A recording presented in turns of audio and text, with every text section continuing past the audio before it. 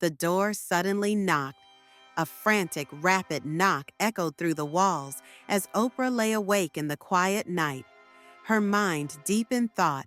She was alone. No one was expected. Her heart started pounding. She didn't even hesitate for a second to open the door to see who was on the other side. But something felt off. A chill swept over her, a strange feeling gnawing at her. As she reached for the doorknob, she realized her hand was trembling. And then there it was, standing in front of her, herself. Her face in the dark, cold and eerie. Her eyes were blank, vacant. Oprah froze for a moment, squinting. It was supposed to be her, but something about it was wrong. Slowly, she stepped back, her heart pounding as she tried to process what was happening. Suddenly, she shot up from her bed, gasping for air. "It was just a nightmare," she whispered, shaking off the fear. She took a deep breath, her skin cold with sweat. It had only been a dream, a bad one, but it felt so real. Her eyes shifted to the water on her nightstand. She grabbed it and took a long sip, hoping to calm herself. She knew she wouldn't be able to sleep again. Her mind was racing. Without thinking, she got out of bed. She needed to clear her head. The reading room. She always went there when she needed to think, when she needed to reflect on her life. As she walked toward the room, Oprah found herself drifting back in time, thinking about her childhood, the struggles, the hardship. Growing up wasn't easy. She came from nothing. In the deep heart of Mississippi, amidst the sprawling cotton fields and winds that carried the whispers of a troubled past, a girl was born, a girl who would one day become a legend. Her name was Oprah Winfrey, but back then, she was just another child living in a rundown house, its walls groaning under the weight of neglect and poverty. Raised by her grandmother, Oprah's life was a collection of small struggles. Each day, a new battle to survive. But within those dark corners of hardship, there was light. A light that came from the pages of the books her grandmother had kept tucked away. As a child, Oprah found her solace in literature, her voice a solitary echo through the cramped house as she read aloud from the few books they had. The words of Charlotte's Web transported her to a world beyond the cotton fields, a world where dreams were possible. There, sitting on the porch with the wind biting at her skin, Oprah could almost believe it. But when her grandmother's voice called her inside, Oprah's heart lingered outside, yearning for something greater. By the time she reached her teenage years, Oprah had moved north to Milwaukee, her life marked by constant upheaval. Her mother, in search of a better future, moved them from place to place. It was a life of uncertainty, one where every new beginning felt like an ending. The streets of Milwaukee were cold and unforgiving, but Oprah held on to her dreams like a lifeline, walking alone to school each day, her books pressed tight to her chest, her heart filled with hope.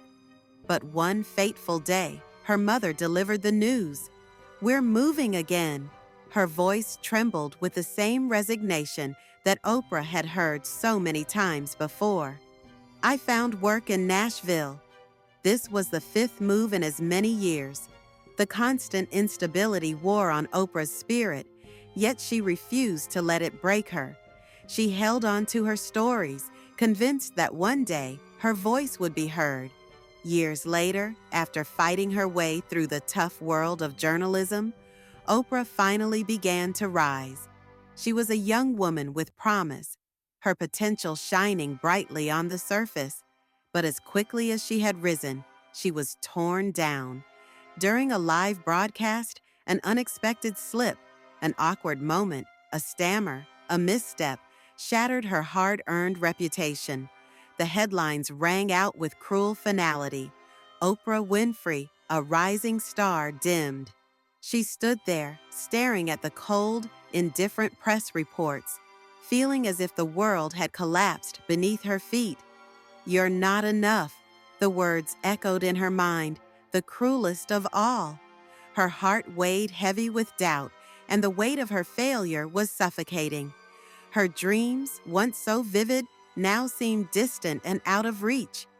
She returned to her tiny apartment, where unpaid bills piled up like silent reminders of a world that no longer cared. Her heart felt as though it were made of stone. It was then that the world seemed to mock her. "You'll never make it," she recalled a voice saying in the recesses of her memory. A voice from her past. A voice from the newsroom. "You've failed, Oprah. You're just a woman who can't keep it together. People will forget you." Those words had stung in ways she couldn't explain. They had confirmed the terrible truth that had been chasing her for years. She was unworthy. A dreamer, lost in a world that didn't believe in her. But just when it seemed like there was no more light left, fate intervened with a phone call. It was from a struggling morning show in Chicago, a small, desperate hope in a world that had forgotten her. They offered her a chance, one more chance. Oprah, with nothing left to lose, packed her bags and boarded a bus for Chicago, her heart heavy with both fear and determination. When she arrived at the studio, it was nothing like the glamorous world she had dreamed of. The set was shabby, the lights flickered, and the crew was small, almost invisible. But Oprah poured herself into every episode, giving everything she had. Slowly, the ratings began to rise. Her authenticity, her empathy, her unshakable belief in the power of storytelling won over viewers. Yet, the scars of the past remained, always waiting to resurface. One day, as Oprah was sitting in front of the cameras, preparing for yet another show, she broke. The emotions of her past, her years of rejection, her failures, her loneliness, came flooding back. The studio lights felt like heat on her skin as she shared her story with the world. She told the viewers how, once, she had been told she was nothing, that she would never succeed. And she wept, not just for herself, but for anyone who had ever been told they weren't enough. The response was overwhelming. Letters flooded in from people who saw themselves in her. But one letter, one handwritten note stood out. "Dear Oprah," it began, "you don't know me, but your story saved my life. You gave me hope when I had none. Thank you for being you." The words pierced through her, and Oprah could not hold back the tears. For the first time in years, she felt like her struggles had a purpose. Her voice mattered. And then came the moment that would change everything. Years later, as Oprah stood on stage at the launch of her own network, she saw a familiar face in the crowd. Gloria, the woman whose letter had saved her. The woman who had seen something in Oprah that even Oprah herself hadn't believed existed. The audience roared, but Oprah's gaze remained fixed on Gloria. She took a deep breath, her voice steady and filled with emotion. "This is for all of you," she said, her words cutting through the noise, "who've ever been told you're not enough, who've ever been told that you don't belong. I'm here to tell you, you do. Your story matters." The room erupted in applause, but Oprah, standing there in that moment, knew she had won more than just fame. She had conquered the voices of doubt, the ridicule, and the pain that had followed her for so long. Her story wasn't just hers anymore.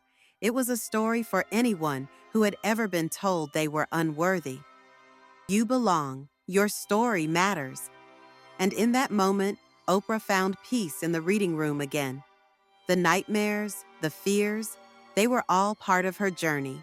She had let go of the weight of her past and was ready to embrace her future, picking up right where she left off, even picking up her unfinished sleep.